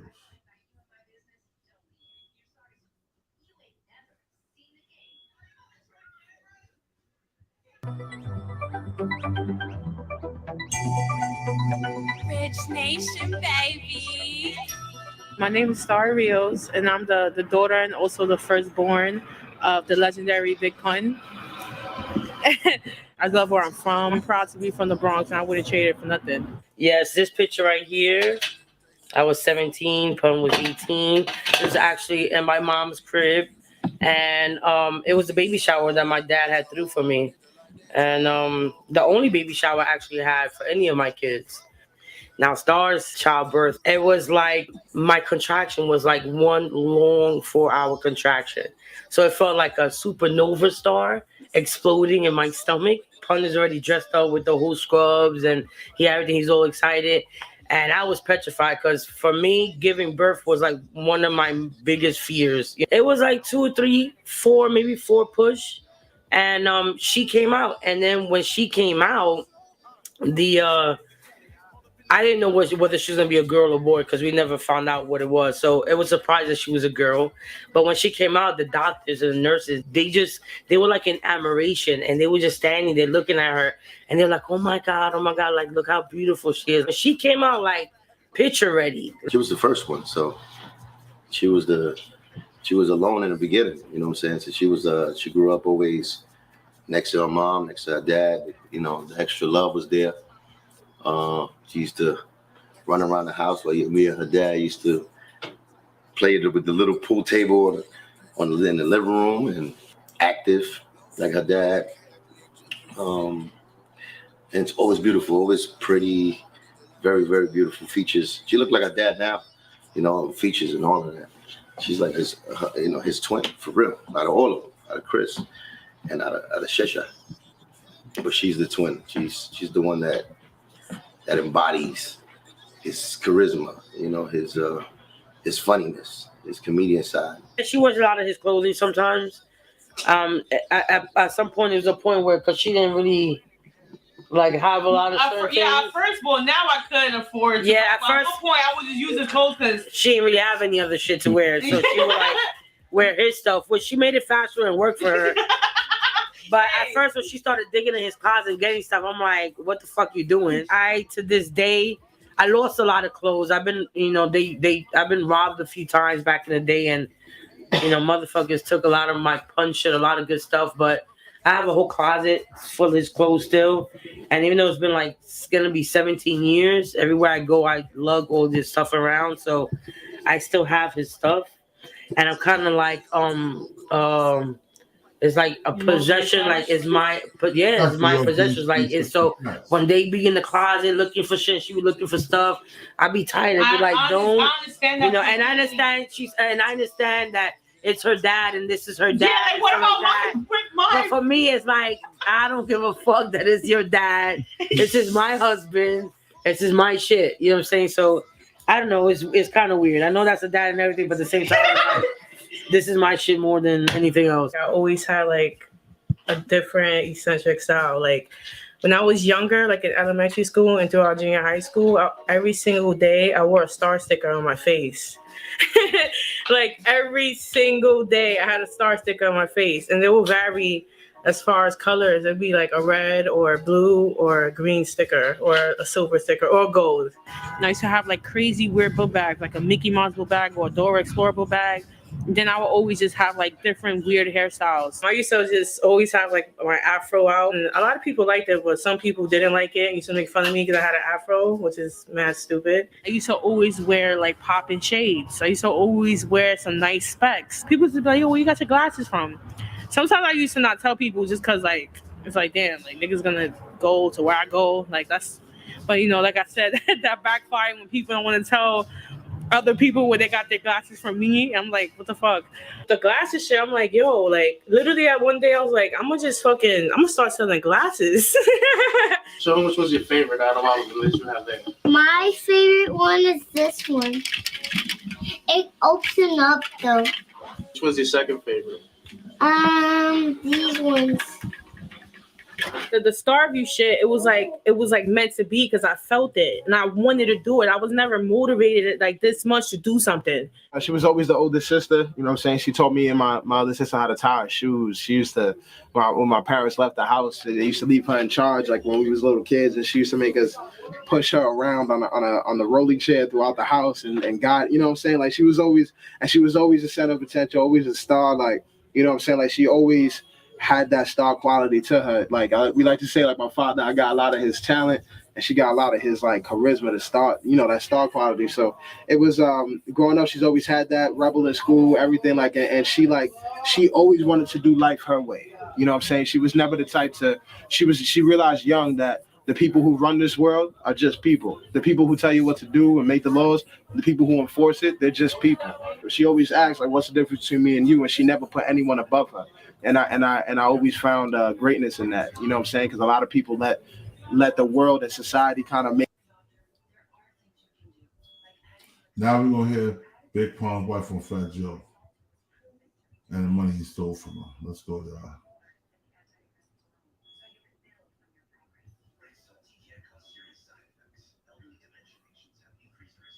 Give every morning a fresh start with Jimmy Dean Delight's breakfast sandwiches. Resolutions are out. Sure, lofty goals are great, but so are small wins, like better sleep. Although we knew he didn't do it, but when you're in a lawsuit, it's all subject to proof. So we asked for the proof, the checks, the bank statements, whatever it was to prove that he supposedly gave this $1 million. And of course, he did not have any of that proof. Recordings just got better. Hey, it's Dana from StreamYard. I'm so excited to announce. So Still Not a Player or Don't Want to Be a Player is just one of the songs. So there's a catalog of, you know, over 200 songs that were subject to that deal between Joe and Jelly Bean. And when Pun died, technically he was due in advance for the album that was coming out for the publishing deal, and they never paid that money over to Liza. One of the confusions and one of the reasons why we want to do the media here is because what happened is that Joe went out claiming that he gave Liza $1 million when Pun died. Wow, hip hop uncensored is the vibe, so subscribe. Hip hop uncensored. 96, where you can send the notice, but it's 10 years that you still have to wait. Okay. Right. So for me, in the past, when I would contact Sony, to find out information and how could I get the Pun situation and payment and what's going on with the royalties, they wouldn't. One day they just told me basically we can't give you any information. That Joe was on the account and that he was in control of everything, and that the day that I get him out of the account, that they'll be willing to work with me. So me winning this lawsuit, I'm saying not only did I get the publishing rights and ownership to that, it also put me in a position with Sony where now I get access to the account. I'm dealing direct with them, and so I'm basically in the right position right now because of that. Dope. So talk about the nature of the dispute. I heard Miss Rosario, I think you did an interview on All Hip Hop years ago, and you were talking about Still Not a Player, and that Fat Joe, now correct me if I'm wrong, collected or put down too much of a percentage of his split. Like he put too much of the split of the song that he was supposed to get on that song and others.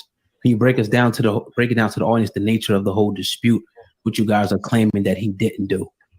Okay, so, well, it wasn't, so what happened with it, with Still Not Clearing the Sample, so the R&B artist Joe, and there's another sample, I think a Gamble and Huff sample, they took 100% of the writing and publishing on Still Not a Player. There was a small percentage of it that was being paid out to Joe internationally that we captured back in the lawsuit. But that is still, you know, it's a very small portion, and it's still subject to dispute. So that part of it, really, it's not too much we can do about that now, unless a new version of the song comes out and we essentially sample the original to try to get publishing writer share back on that song for Pun, which is, you know, just kind of unbelievable that he doesn't have writer share on that. But nobody was really looking out for his interest back then. All right, then let's get back to this this Matt Fafa and Nore thing, right? Matt Fafa said, I mean, Nore said him and Big Pun was like brothers, right? And Cuba Lincoln, Ray Mom was like Big Pun's little brother, little sister. He wrote for them good or bad. So Big Pun was like your brother. Why are you disrespecting his little brother over a person that you know was robbing his wife and kids for money for years, and then try to put off on another nigga? That's bullshit. We all know what it is, you know what I'm saying? But I just wanted to break down this, let y'all hear from all angles how Nore's a snake, how Joe Budden's a snake, how Matt Fafa's a snake. They had no reason to put that nigga Cuba Link name in their mouth on no disrespectful shit talking about he was a traitor.